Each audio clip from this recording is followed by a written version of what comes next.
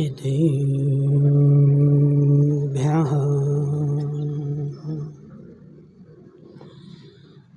नमः श्रीवर्धमानाय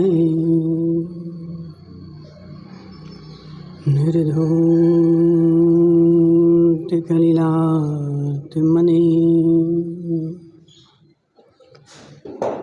शालोकानां त्रिलोकानां यद्विद्यादर्पिणायते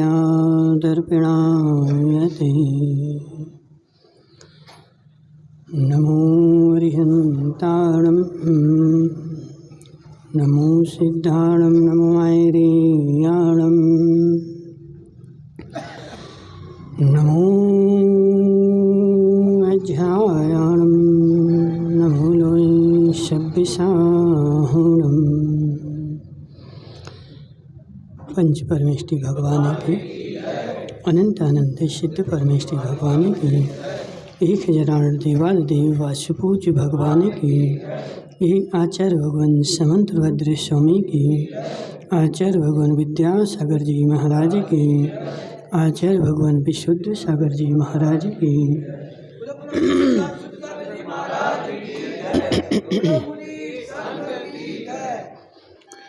मनीषियों आचार्य भगवान समंतभद्र स्वामी रत्नकर्ण शापाचार में मदों का वर्णन कर रहे हैं कि हे जीव, मद जो है वह नाश करने वाला है। तो जीव के जब वस्तु मिलती है तो वस्तु के सद्भाव में इसको मद आ जाता है, और जैसे ही मद आता है और यह नीचे की ओर जाना प्रारंभ कर देता है। जा रहा था ऊपर की ओर, नीचे था और नीचे से ऊपर जाना था और ऊपर की राह इसने पकड़ी थी, लेकिन जैसे ही ऊपर जाना प्रारंभ किया और इसको क्या हुआ, मद आ गया। और जैसे ही मद आया अनिल भाई धीरावत नीचे जाना प्रारंभ हो गया। और ऐसे ही होता है अजित भाई, लोग आते महाराज बहुत दुखी है, क्यों दुकान नहीं चल रही, महाराज बहुत दुखी है, क्यों शादी नहीं हो रही, महाराज बहुत दुखी है, नौकरी नहीं लग रही, क्या करो। तो हे जीव, धर्म करो, भगवान का पूजन पाठ करो, अभिषेक करो तो तुम्हारा काम हो जाएगा। हे जीव, उसने भगवान का पूजन पाठ प्रारंभ किया और उसका काम हो गया, और जैसे ही काम हुआ तो छोड़ दिया। क्यों? काम हो गया महाराज, काम हो गया। पूजन क्यों कर रहे थे? तो हमारी नौकरी लग जाए, और नौकरी लग गई, आप पूजन करते हो महाराज, समय ही नहीं है। क्यों? क्योंकि सुबह सुबह स्कूल जाना है, पढ़ाने जाते हैं, समय ही नहीं है। पहले दुकान नहीं चलती थी, समय था, अब दुकान खूब चलने लगी, समय नहीं है। पहले घर में थे भी नहीं थी, राजमल सेठ फ्री था, 8 बजे 6 बजे उठ जाता था, अब देवी आ गई 9 बजे उठता हूँ, समय ही नहीं है। हे जीव, तूने राह तो अच्छी पकड़ी थी, और उस राह पे चल कर के तू सफलता की ओर भी जा रहा था, लेकिन जैसे ही सफलता की ओर जाता है और सफलता की ओर जाने के बाद बेचारे को मद आ जाता है, और जैसे ही मद आता है तो मद आने के बाद वह जीव नीचे की ओर जाना गमन कर देता है। इसी बात को तुम अपनी भाषा में बोलते हो कि दुख में सुमरन सब करें, दुख में सुमरन सब करे और दुख में करे ना कोई, और नहीं, दुख में सुमरन सब करे और सुख में करे ना कोई, और सुख में जो सुमरन करे तो दुख काहे को होए। बस कहते ही तो है, अपन करते का है, और पढ़ लेते, हाँ मैंने धीरावत मुंडी हिला देता, हाँ सही तो है। हे जीव, दुख आया क्यों? क्योंकि जब तेरे पास सुख की परिणति थी, सुख की पर्याय थी, तो सुख की पर्याय में तुझे मद आ गया और मद आकर के तू अहंकारी बन गया। हे जीव, सुख में ही तो संभलना है। जब मेरा परिणति अच्छी थी और मैं ऊपर की ओर जा रहा था, मनसुखलाल जी, तीर्थंकर भगवान का जब जन्म होता है तो 15 महीने तक रतन बरसते हैं। कितने महीने तक? क्यों बरस रहे? क्यों बरस रहे सेठ जी? महाराज, वो परीक्षा लेने के लिए बरस रहे। 15 महीने तक रतन बरस रहे। अब वो रतन भी तीर्थंकर को देख रहे कि इनकी नजर कहाँ जाती है। ये रत्नों के ऊपर जा रही, यदि रत्नों के ऊपर नजर गई तो तीर्थंकर नहीं बनोगे। फिर से जो है संसार में आकर के निमेश पंडित जी अपने आप को देखो और अपने आप को देख करके अपने आप को संभालो। हे जीव, तूने पुण्य कमाया, पूर्व भाव में धर्म किया और धर्म कमा करके तुझे पुण्य का बंध हुआ और पुण्य होने के बाद आज इस पर्याय में तेरा वह उदय आया था और उदय के कारण तुझे सारी सुविधाएं मिली थी। क्या हुआ? क्या हुआ? महाराज, सब सुविधाएं हैं, क्या करें? तो भोग करें। हे जीव, भोग लेगा नाश हो जाएगा। भोग लेगा, जहाँ से आया था वहीं फिर से चला जाएगा। और नहीं भोगेगा, छोड़ देगा, वह संपत्ति तेरी बैंक में रखी के समान है। और भोग लिया तो वह जो है समाप्त हो गई। और हम कर क्या रहे सब लोग? क्या कर रहे बताओ? महाराज, मिल गई, अब छोड़ेंगे नहीं। जीव, मिल गई, अब नहीं छोड़ेंगे, अब तो जो है भोग के ही रहेंगे। हे जीव, भोग ले, भोग ले, लेकिन सोच तो जरा, विचार तो जरा। हे तेजपाल मुंगानिया, जो तुझे संपत्ति आज मिली है यह तेरे इस भाव की नहीं है, अनंत भाव की कमाई है, इस भाव की नहीं है। तुम क्या सोच रहे कि हमने इस भाव में कमा ली और कमा करके जोड़ ली? हे जीव, भाव में तूने अपनी विशुद्धि बढ़ाई और विशुद्धि बढ़ा करके धर्म किया।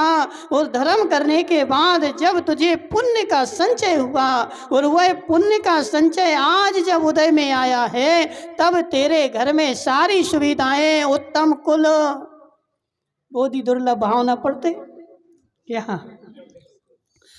दुर्लभ है। 1 इंद्री से 2 इंद्री, 3 इंद्री, 4 इंद्री, 5 इंद्री, 5 इंद्री में भी संगी पर्याय मिल जाए, संगी पर्याय मिलके भी मनुष्य पर्याय मिल जाए, मनुष्य पर्याय मिलके भी जैन कुल मिल जाए, जैन कुल मिलके भी धार्मिक स्थान मिल जाए, धार्मिक स्थान मिलके भी जिनेंद्र देव की शरण मिल जाए, जिनेंद्र देव की शरण मिल करके भी बुद्धि मिल जाए।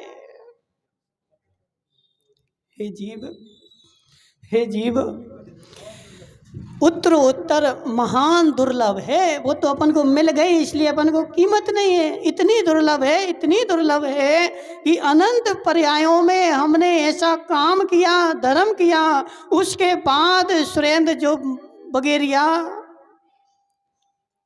ये पर्याय मिली है, ऐसे ही नहीं मिली। महान दुर्लभ, अनंत पर्यायों का पुण्य, अनंत पर्यायों का धर्म, जिसके फल स्वरूप यह अवस्था मुझे प्राप्त हुई और हमने लगा कहाँ दी।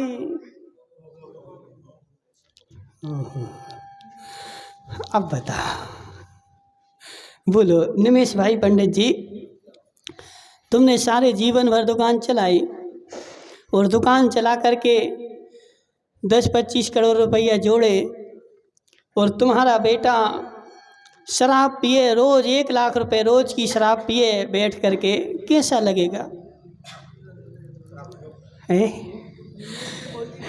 जीव, सारे जीवन भर की मेहनत और ये बेचारा मट्टी में मिलाए रह रहा है, सारे नोट मेरे चले जा रहे हैं। तो ऐसे जैसे अपने बेटे को देख करके बुरा लगता है, ऐसे अपने आप को देख करके क्यों नहीं लगता कि महाराज अनंत पर्यायों की कमाई और इस भव में उदय में आई और मैंने क्या किया, उसका मुझे मद आ गया और मद आ करके मैं लीन हो गया और लीन हो करके अब अगली पर्याय में क्या होगा, तो महाराज जहां से आए थे।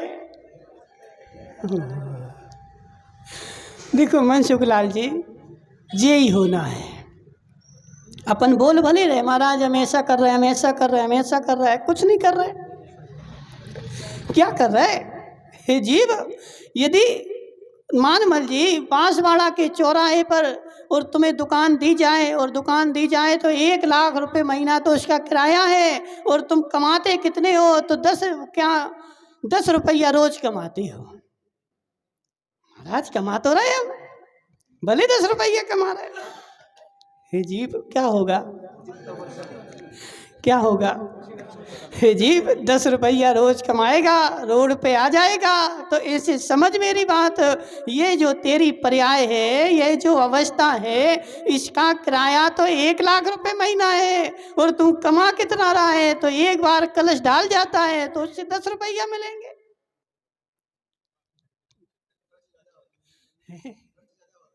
खर्च कितना, खर्च कितना?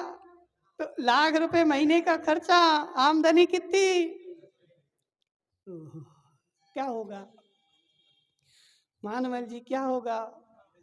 हे जीव, जो पूंजी थी ना वो पूंजी खत्म होगी, क्योंकि 1 लाख उसको तो देना ही है हमें। अब कहाँ से दोगे? तो जो हमारी दुकान खोली थी, पूंजी थी, उस पूंजी में से मैं उसको भर दूंगा और दुकान जो है एक दिन आएगा, समय आएगा कि बंद हो जाएगी और बंद हो करके मैं क्या करूंगा, तो जिस घाटोल से जा कर के मैंने दुकान खोली थी वहीं आकर के टूटी टपरिया में फिर से रहना पड़ेगा। तो ऐसे है सुमती लाल जी, नहीं सोचते कभी क्या? और ये अवस्था आई क्यों महाराज? मद के कारण। मुझे क्या है, अहंकार है महाराज। नहीं नहीं अहंकार नहीं, बिल्कुल हम तो सीधे साधे है कि नहीं, हम तो बिल्कुल सीधे साधे हैं, बोले, हमें तो अहंकार है ही नहीं है। हे जीव, हे जीव, अहंकार का मतलब तुम क्या समझते हो? किसी को मारना, किसी को पीटना, किसी को गुस्सा करना, इसका नाम अहंकार है? अहंकार का मतलब क्या है? तो हे जीव, जो संपत्ति तू घर में रखे बैठे बैठे भोग रहा है, इसका नाम भी अहंकार है। इसका नाम भी मद है। ये मुझे क्या है, मद आया है और अंदर में ऐसे भाव होते हैं। मुकेश गांधी, तू क्यों जोड़ रहा रात दिन? बेटा तो डॉक्टर बन गया, बेटा कहाँ है? अहमदाबाद डॉक्टर बन गया ना, और बेटी वो भी डॉक्टर बन गई। अब तुम्हें क्या बनना है? तुम्हें क्या बनना है महाराज? तुम क्यों जोड़ रहे, तुम क्यों मरे जा रहे? महाराज मेरे पास अहंकार है, मैं भी किसी से कम नहीं हूं और मैं किसी इस घाटोल की दौड़ में मैं किसी से कम ना हो जाऊं, इसलिए रात दिन बेचारा क्या कर रहा है, जोड़ रहा है एक एक रुपया। किसके लिए? तो अहंकार के लिए। जीव किस लिए बताओ? बस मेरा पैसा होगा, मेरी समाज में कीमत होगी, मेरे लोग गुणगान करेंगे, मेरा यश फैलेगा, मेरा ऐसा होगा, मेरा वैसा होगा, और इसके लिए बेचारा रात दिन मरा जा रहा है। इसी का नाम तो अहंकार है। हम क्या सोचते हैं कि संसार को गुस्सा करें तो अहंकार हो, ऐसा करें तो अहंकार हो। हे जीव, कुर्सी पे बैठे बैठे भी अहंकार है, नहीं है क्या? क्या समझते? देखो अपन लोगों ने अभी कसाय जानी कहाँ है? अपन तो क्या बोलते, देखो निमेश पंडित जी बहुत सीधे हैं, इनको तो कसाय है ही नहीं है। कसाय नहीं मतलब क्या 13वें गुलिस्तान में?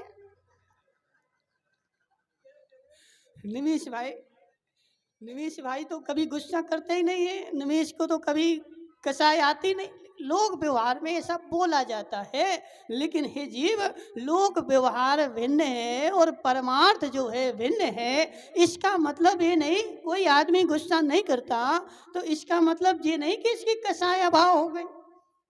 अजित भाई नहीं करने दो गुस्सा। गुस्सा करने से मतलब क्या है?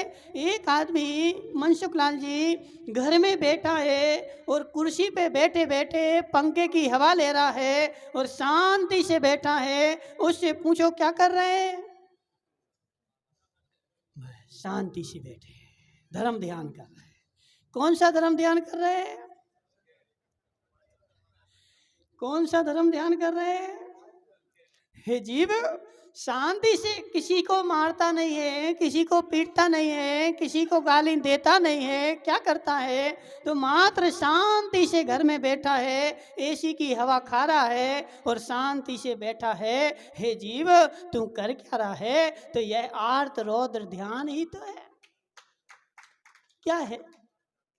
क्या है? परिग्रह नंदी, अपना परिग्रह जो है, कुर्सी पे तू बैठा है और तुझे आनंद भी आ रहा है, खुश भी हो रहा है, गुस्सा नहीं आ रही है। लेकिन हे जीव, आगम से पूछोगे तो यह अनंतानुबंधी कसाय है।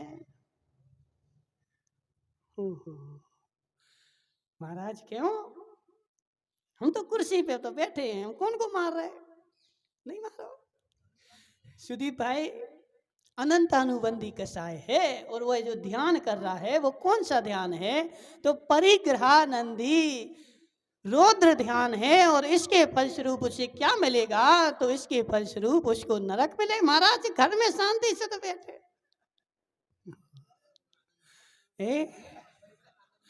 घर में राजू भाई घर में शांति से तो बैठे, हम किसी को मार नहीं रहे, पीट नहीं रहे, किसी से कुछ बोल नहीं रहे, शांति से राजू मुंगाड़िया राजेंद्र भाई कर क्या रहे? तो शांति से जो परिग्रह रखा है उसका ही तो आनंद मना रहे, किसी से कुछ बोल ही नहीं रहे। हे जीव, उसका भी तुझे आनंद आ रहा है, यह भी तेरा मद है। वह परिग्रह तुझे मिला क्यों था? तो धर्म ध्यान करने के लिए, धर्म में लगाने के लिए, धर्म की वृद्धि के लिए। लेकिन तूने परिग्रह पाके किया क्या? तो जोड़ जोड़ करके रख करके और उसका अहंकार ही तो किया। ये परिग्रहानंदी रौद्र ध्यान है और अनंतानुबंधी कसाय है। इसके फलस्वरूप तेरा फल क्या होगा? तो नरक गति मिलेगी। महाराज नरक गति तो तब मिले जब हम किसी को मारें, किसी को पीटें। हे जीव, दूसरे को मारना इतना बुरा नहीं है जितना स्वयं को मारना बुरा है। अपाणम हणदी अपेणा। अल्पेश भाई, कार्तिक अनुपेक्षा में आचार्य कार्तिकी स्वामी ने सूत्र दिया है, अपाणम हणदी अपेण। हे जीव, डंडा से दूसरे को मारेगा उसको तो खून निकलेगा और खून निकल के संसार देखेगा और दूसरा ले जा करके दवाई करा देगा। 15 दिन में 20 दिन में उसका घाव भर जाएगा। लेकिन अपाणम हणदी अपेणे, तू अपने आप के द्वारा, कसाय के द्वारा वह अपना जो हनन कर रहा है उसमें तो खून नहीं निकल रहा है और अंदर में अपने आप का घात होते जा रहा है और तू जो है मरण को प्राप्त हो जाएगा। अपने द्वारा अपना घात करना क्या है? पदम भाई, दूसरे का घात तो दिखता है? दूसरे का घात तो दिखता है। किसी को डंडा मारो तो सब समाज देखे, देखो जी कितना क्रोधी है, डंडा मार रहा है। लेकिन अपनी आत्मा को तू डंडा मार रहा है, यह किसको दिख रहा है? किसी को नहीं। इस मनुष्य भाव में तू आया क्यों था? किस लिए आया था? क्या तेरा उद्देश्य था? क्या तेरा लक्ष्य था? वह तो सब भूल गया। और राजेंद्र मुंगाणिया को नोट मिल गए तो बेचारा नोटों की खुशी। न खाएंगे न खाने देंगे। हे जीव, यही तो रौद्र ध्यान है। हे जीव, यही तो नरक गति के बंध का कारण है। हे जीव, यही तो सुख में सुमरन सब कर, दुख में सुमरन सब करें और दुख में करे ना कोई। जब तेरे पास दुख था बार बार भगवान के पास आता था, और आज जब तेरे पास सुख आ गया तो सुख आने के बाद घर में बैठा बेचारा एसी की हवा ले रहा है और माल मसाला खा करके और शांति से बैठा है। और शांति से बैठे क्या सोच रहा है कि अब तो मैं स्वर्ग जाऊंगा। हे जीव, अनंतानुबंधी कसाय तेरी बैठी हुई है और तुम क्या कर रहा। अब देखो तो जरा अजित भाई, इस कसाय के बहुत सारे भेद हैं। अभी अभी हम जानते क्या हैं, तो स्थूली कसाय तो जानते हैं। संसार में जो भी रह रहा है सबके पास कसाय है, और इस कसाय के इतने सारे भेद, इतने सारे भेद। हे जीव, तूने बाल काले करे तो ये भी कसाय है, नहीं है क्या? मनसुख लाल जी बोलो। बिना बिना अहंकार के, बिना मद के क्या बाल काले हो सकते हैं?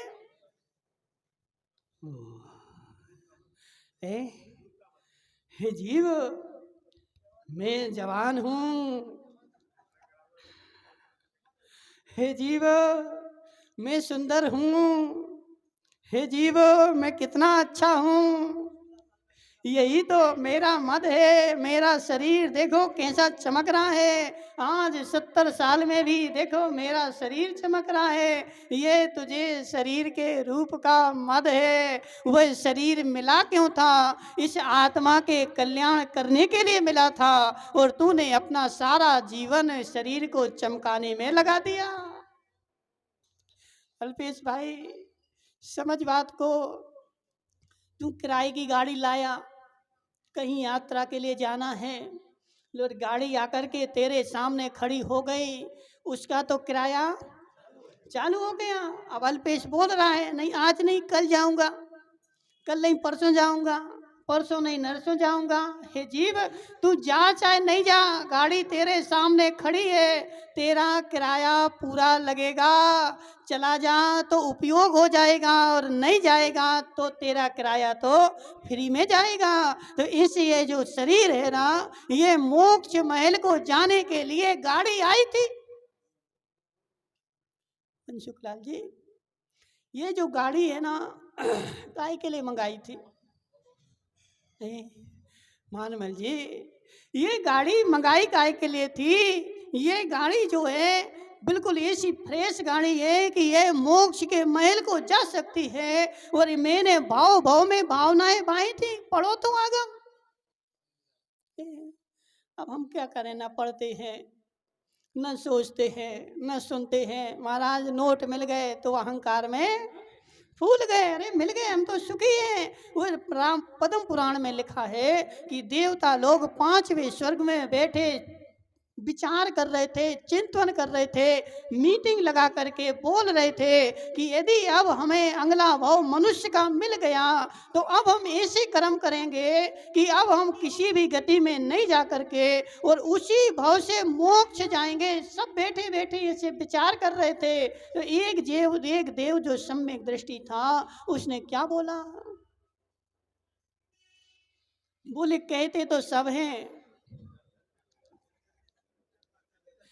कहते तो सब हैं, लेकिन करता कोई नहीं है। जीव, एक आदमी हमारे पास आया, बोले महाराज हम कुछ नहीं कमाते हैं, हमें आशीर्वाद दे दो। यदि हमारी मास्टरी की नौकरी लग जाए तो हम 10,000 रुपया महीना मंदिर में दान करेंगे हर महीने। समझे बात को? ऐसी बोल के गया, आशीर्वाद दे दिया, लग गई नौकरी। साल 2 साल बाद हमारे पास आया, दान कर रहे। महाराज अब तो पूरा ही नहीं पड़ता, घर ही के नहीं हो रहा।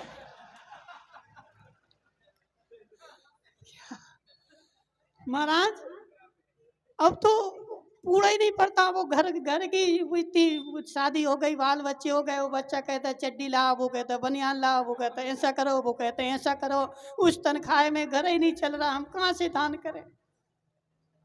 ये जीव कहते सब है, करते कोई नहीं है। तो ऐसे देवता लोग पांचवें स्वर्ग में बैठे चर्चा कर रहे थे। तो एक देव ने बोला कि यहाँ स्वर्ग में रहते सब कहते हैं, लेकिन वहां जब जाते हैं और नहीं है विश्वास तो देख लो, रामचंद्र जी नीचे राम लक्ष्मण के शरीर को टांगे हुए घूम रहे, और वो भी पांचवें स्वर्ग से। राम कहाँ से आए थे राजू भाई, कौन से स्वर्ग से आए थे? नहीं पता, वो बताएगा विनोद। विनोद सीट कहाँ गया? विनोद भाई, अब तो तुम आजकल खूब स्वाध्याय करने लगे। रामचंद्र जी कौन से स्वर्ग से आए थे? नहीं पता। हे जीव पांचवें स्वर्ग से आए थे और उसी स्वर्ग में रहते थे। अब वो देव लोग भी क्या बोल रहे कि देखो अपन पूर्व काल में राम के साथ में बैठते थे, तो ये राम भी यहाँ आकर के यहाँ क्या बोलते थे कि अब मैं भाव में जाऊंगा तो ऐसा काम करूंगा कि अब मुझे कहीं भटकना नहीं पड़े। और मनुष्य भाव में गए, हजारों साल निकल गए, लेकिन वो क्या कर रहे, भोग भोगे। अब लास्ट में लक्ष्मण का शरीर टांग करके घूम रहे। हे जीव यहाँ आकर के सुरेश मुंगानिया भूल नहीं जाना, सुरेश मुंगानिया भूल नहीं जाना, तेरे पास विमान आया है, विमान आया है और तू विमान में बैठ गया, लेकिन वह विमान मैंने किराए से मंगाया था। किस लिए? तो मुझे मोक्ष जाना था, मोक्ष की यात्रा करनी थी। तो मोक्ष की यात्रा के लिए मैंने अमेरिका से विमान मंगाया। यह शरीर जो तेरा है ये मोक्ष जाने वाला विमान है, उसमें आत्मा अंदर में बैठी है, लेकिन बेचारा विमान में बैठ गया और अहंकार में भर गया। मैं सारे नगर को बताऊंगा, होता कि नहीं? हे जीव, यदि बाहुबली के कोई रिश्तेदार आ जाएं और वो 1 करोड़ वाली गाड़ी लाएं तो बाहुबली क्या करेगा? पहले मेहमानों से बोलेगा तुम तो नाश्ता करो, हम थोड़े घूम के आए, और आगे सीट पे बैठ करके कांच खोल करके और सारे नगर में घुमाएगा। क्यों? होता कि नहीं होता? क्यों घुमा रहे महाराज? सारे नगर वाले देख लें, बाहुबली 1 करोड़ की गाड़ी में बैठा है। हे जीव, यही तो अहंकार आ गया, यही अहंकार आ गया। तुझे यह शरीर जो मिला था मुकेश से महेश सेठ, अपने सारे मामा से कह देना। यहाँ कितने बैठे? 6 ही बैठे, 1 2 3 4 दिख रहे हमें। अच्छा, एक वो पीछे बैठे, 5 बैठे, एक और कहाँ है? वो तो देख लिए, एक आगे सब है। हाँ। हे जीव, हे जीव, अपने सारे मामा से कह दे, हे जीव ये जो शरीर है यह अनंत भव का पुरुषार्थ है। अनंत भव में मैंने धर्म किया था और भावना भाई थी, मुझे मोक्ष जाना है। तो उस भावना के फलस्वरूप, उस पुण्य के फलस्वरूप तुझे यह विमान मिला है, जो विमान तुझे मोक्ष ले जा सकता है। लेकिन मिलने के बाद समस्या तो यही है, क्या अरविंद भाई उकावत? समस्या तो यही है, मिलने के बाद बेचारा भूल जाता है। जब नहीं थी वस्तु तो बार बार भगवान के पास गिड़गिड़ा रहता, हे भगवान एक बार मिल जाए, एक बार मिल जाए। लेकिन जैसे ही मिली तो मिलने के बाद भूल गया, और जैसे ही भूला तो तेरी दुर्गति हो जाएगी। विमान तो क्यों जाएगा? अल्पेश भाई क्यों जा रहा है? महाराज किराए का है, और जितने दिन के लिए लाए हो राजमल सेठ, तुम भले सेठ हो लेकिन तुम्हारा भी किराए का है। जितने दिन के लिए लाए हो उतने दिन तो तेरे पास रहेगा, लेकिन उतने दिन के बाद जिसका है वो नियम से ले जाएगा। तो ऐसे हीरा लाल समाधिया, ये शरीर जो है तेरा नहीं है। स्वीकार है? नहीं है महाराज, स्वीकार है? बोलो। मुकेश के पिताजी, मुकेश झूठावत के पिताजी, ये शरीर तुम्हारा नहीं है, स्वीकार है? नहीं है महाराज। हे जीव, ये शरीर तुम्हारा नहीं है। अरविंद भाई, स्वीकार है? हे जीव, यह शरीर तेरा नहीं है, यह शरीर तेरा नहीं है, ये पुद्गल की संपत्ति है, और पुद्गल ने तुझे किराए से दिया है। ऐसा वो भजन भी गाते ना, जिंदगी एक,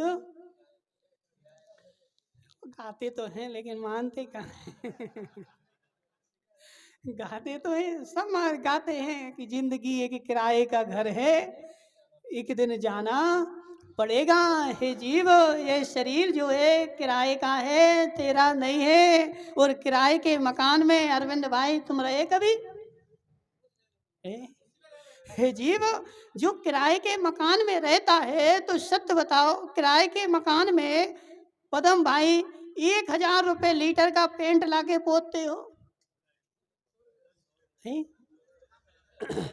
किसी के मकान में किराए से रह रहे, 1000 रुपया 2000 रुपया का किराया दे रहे, तो उस मकान को अपन क्या करेंगे? अच्छा बढ़िया 2000 10,000 का दिवाली आएगी तो 50,000 का तो पेंट ही पोत देंगे।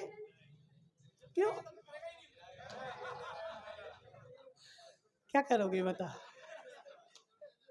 क्या करोगे महाराज? उसमें तो हम 5 रुपया किलो का चूना पोतेंगे, पेंट थोड़ी। क्यों? क्योंकि मेरी दृष्टि ऐसी बनी है भानु भाई कोठारी, ये शरीर जो है, ये शरीर जो है किसका है? तो किराए का है। ऐसा स्वीकार कर ले, एक बार ऐसा स्वीकार कर। हे जीव, ये शरीर किराए का है, मेरा नहीं है। मैं इस किराए में किराएदार रहता हूँ, और इस किराए में किराएदार अंदर रहता है। और क्यों रहता है? तो अपना काम करने के लिए रहता है।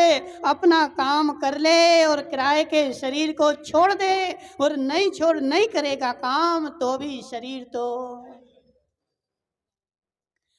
अब सबसे बड़ा मिथ्यात्व तो यही है क्या? हम जमाने में मिथ्यास खोजते। मनसुख लाल जी, हमारी परिणति क्या है? संसार में तो मिथ्यात खोजते हैं, लेकिन अपने पास जो है वो नहीं खोजते। पर को अपना मानना। हे जीव, नोट मिल गए, ये भी तो पर थे। शरीर मिल गया, ये भी तो पर था। और इस शरीर को सजाने के लिए मस्त हो गया, लगा हुआ हूँ 24 घंटे। शरीर अच्छा हो जाए, शरीर अच्छा हो जाए, शरीर मस्त हो जाए, शरीर मोटा हो जाए, शरीर चमकदार हो जाए, यही तो मिथ्यात्व है। नहीं है अल्पेश भाई, तो छोड़ दो महाराज। हे जीव, हे जीव, अजित भाई समझ बात को। ये शरीर मुझे किराए का मिला है, और एक एक क्षण मेरा बीतता जा रहा है। ऐसा एक बार चिंतन तो कर, एक एक क्षण, एक एक क्षण। और जो क्षण बीत गया है वह करोड़ रुपए भी दे तो वापस आने वाला नहीं है। अब बताओ अजित भाई, तुम्हारी जवानी कैसे वापस आएगी? बोलो, कितना धन लिया जाए। देखो आज विज्ञान ने बहुत सारा इतना आविष्कार कर लिया, लेकिन आज तक ऐसा आविष्कार नहीं हुआ तेजपाल मुंगानिया कि 1 करोड़ रुपया दे करके हमारी आत्मा इसमें से निकाल के इस शरीर में लगा दो। हो रहा क्या? इतना देखो, शरीर के तुम्हारे अंग तो बदले जाएंगे, हड्डियां बदल देंगे, खून बदल देंगे, हृदय बदल देंगे, चमड़ी भी बदल देंगे, लेकिन ऐसा आज तक विज्ञान नहीं कर पा रहा है कि बेचारा डोकरा 80 साल का हो गया, अब इसकी आत्मा निकालो और 20 साल के बच्चे में लगा दो। रजनीश भाई हो सकता क्या? क्यों? असंभव।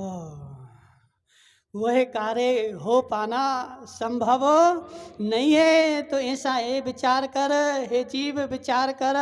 मेरा एक एक क्षण बीता जा रहा है और एक एक क्षण मेरा जा रहा है, और मैं कहाँ घूम रहा हूँ? तो मैं अहंकार की गलियों में ही घूम रहा हूँ। मैं मद में मस्त हुआ, कहीं ज्ञान का मद, कहीं पूजा का मद। मेरी पूजा श्रीपाल वगैरिया, किसी ने इतना घी नहीं खाया कि वो हमसे लड़ सके। हे जीव, क्या है? क्या है? मद है। हे जीव, लोगों ने खूब घी खाया है, लोगों ने खूब घी खाया है। हे जीव, तेरा पुण्य का उदय चल रहा है, इसलिए तू मद में अहंकार में घूम रहा है। लेकिन जिस दिन उसके पुण्य का उदय आएगा, तुझे दबना पड़ेगा। नियम ऐसा है। और मैं क्या है, मेरी संसार में आज्ञा चलती है। सेठ जी साहब, मैं घाटोल का सेठ हूँ। मैं घाटोल का सेठ हूँ। मैं जब तक रजा नहीं दूं तो काम हो ही नहीं। हे जीव, पूजा का अहंकार, और अहंकार मन सुखलाल जी आ ही जाता है। और तो गृहस्थों को ठीक महाराजों को आ जाता। अजित भाई, महाराज आएंगे, तुम्हें पता नहीं हम इतने बड़े महाराज, तुमने हमारा मंच नहीं सजाया है? हे जीव, मैं बड़े महाराज हूँ, ऐसे मंच पे थोड़ी बैठता हूँ। मुझे अच्छा बढ़िया सजा हुआ मंच चाहिए, बड़ा मंच हो, बड़ा हो, ऐसा हो वैसा हो। हे जीव, पूजा का अहंकार, बे बड़ा महाराज, मेरी पूजा होती है। देखो मेरे पास बड़े बड़े नेता आते हैं, बड़े बड़े लोग घूमते हैं, और उसका अहंकार आ गया। हे जीव, तेरी दुर्गति बहुत कठिन है। मनसुखलाल जी कभी सोचते नहीं, मोक्ष मार्ग, मोक्ष बहुत कठिन है। पल पल पर, एक एक क्षण पर, एक एक डग पर परीक्षा होती है। इतनी परीक्षाएं, इतनी परीक्षाएं। महेश सेठ, तुझे मास्टर बनना हो, आजकल 2 बार 4 बार एग्जाम देने पड़ते हैं। वो लाखों लाखों लोग बैठते हैं, एक एक शब्द की परीक्षा होती है। तो हे जीव, जब एक छोटा सा मास्टर बनने के लिए इतनी परीक्षा होती है, तो 3 लोक के नाथ ऐसे ही थोड़े ही महाराज हम तो आपको अभिषेक डाल दिया बन जाए। सोचो, क्या नाम तुम्हारा? पदम भाई, यदि तुम्हें कलेक्टर बनना हो तो कितनी मेहनत करनी पड़े?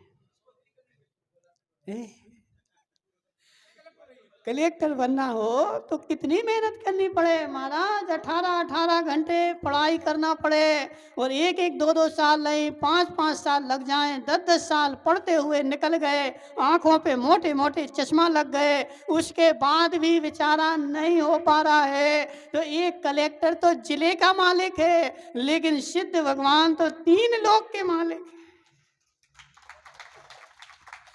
अब सिद्ध बनना है, क्या होगा? और संसार में भी देखो क्या होगा अरविंद भाई। संसार में भी बड़े छिन छिन पर, पल पल पर संभलना पड़ता है। लोग इतने बदमाश हैं, इतने बदमाश हैं, वही तुम्हें रिश्वत दे जाएंगे और वही तुम्हें फंसा देंगे। बुंदेलखंड में बोलते हैं कि चोर से बोलेंगे चोरी कर आओ, और साव से बोलेंगे जागते रहना। दो ही पली तो दे दो तेल, और तुम नाचो हम देखें खेल। तो क्यों? वो भी तुम्हारी परीक्षा ले रहा है, वो ही तुम्हें नोट दे जाएगा, और वो ही पुलिस से बोल देगा कि इनने रिश्वत ली है, इनको पकड़ लो, और तुम जो है पकड़े जाओगे। इसलिए हे जीव, वही तुझे सह देंगे और वही तेरा तमाशा देखेंगे, और क्षण क्षण में मोक्ष मार्ग में तेरे अंदर में अजित भाई लालावत महाराज के कमरे में कुछ रखे आएंगे, और फिर वही तलाशी लेने जाए।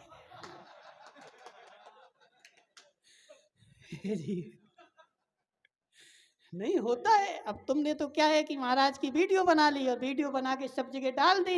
अब महाराज करें क्या बेचारे? उनको क्या पता किसने रखा, कौन रख गया, कौन ले गया, कौन क्या कर गया। तो इस पल पल में तेरी परीक्षा होती है, और सारी परीक्षाओं से एक एक क्षण में, हे जीव, पहले गुलिस्तान से मनसुख लाल जी जैसे ही चौथे में जाएगा परीक्षाएं शुरू हो जाएगी।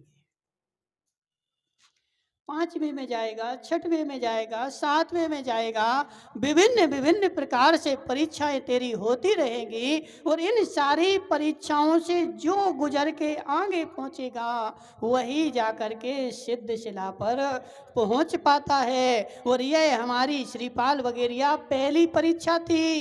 कर्म ने तुझे अच्छा शरीर दिया, बलवान शरीर दिया, जा तू मोक्ष मार्ग को चला जा।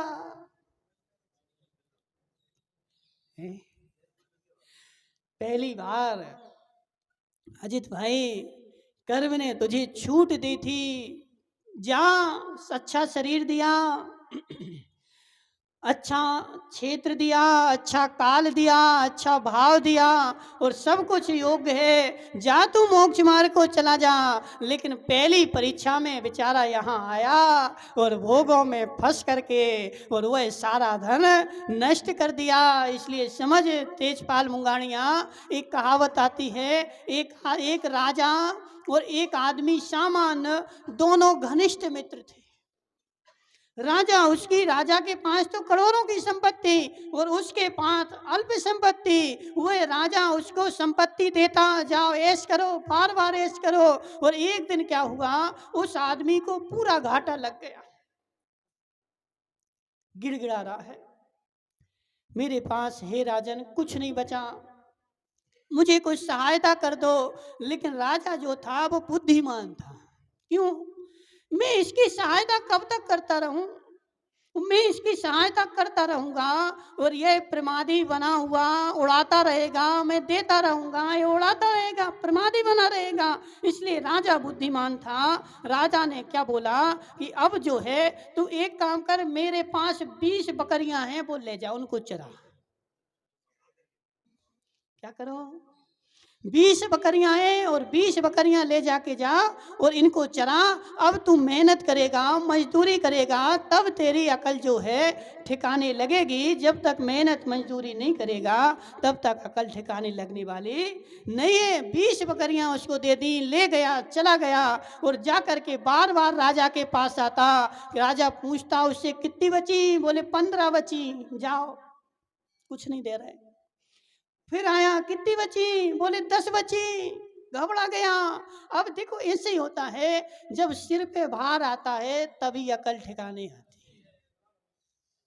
बदामी लाल जी, जब सिर पे बोझ आता है, जब अकल ठिकाने रखती है, बेचारे का सब चला गया, कुछ नहीं बचा।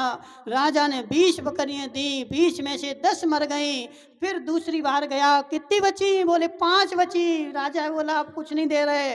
राजा समझ गया इसके पास पुण्य नहीं है और पुरुषार्थ भी नहीं है। अब जब उसको 5 बची और उसने सोचा कि अब ये भी मर जाएंगी और मैं भूखों मरूंगा, उसने बेचारे ने अब अपना पुरुषार्थ जगाया, भगवान की भक्ति करी और उन बकरियों को संभालना प्रारंभ किया।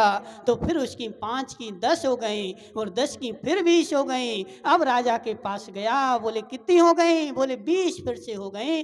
फिर राजा ने उसकी मदद करी। हे जीव, संसार में प्रमादी की कभी मदद नहीं करना। क्यों? तू प्रमादी की मदद करेगा वह और प्रमाद करेगा और प्रमाद करेगा। पहले उसकी अकल ठिकाने आ जाए, उसको मेहनत करने दे, मजदूरी करने दे और मेहनत मजदूरी करके उसको पुरुषार्थ करने दे। उसको पुरुषार्थ जब करेगा तब उसकी जाकर के अकल ठिकाने आएगी और अकल ठिकाने आएगी तो अपने आप संपन्न हो जाएगा। और जो बेचारा प्रमादी फ्री में मिल जाता है तो वह प्रमादी देखता रहता है, क्या अब अल्पेश भाई कुछ नहीं कमाए, सुमती लाल कमा रहे, हम तो खाएं बैठे बैठे। सुमती लाल जी जिस दिन अल्पेश बोले कि अब हम कुछ नहीं कमाएंगे, खाएंगे बैठे, तो उसकी रोटी बंद कर देना।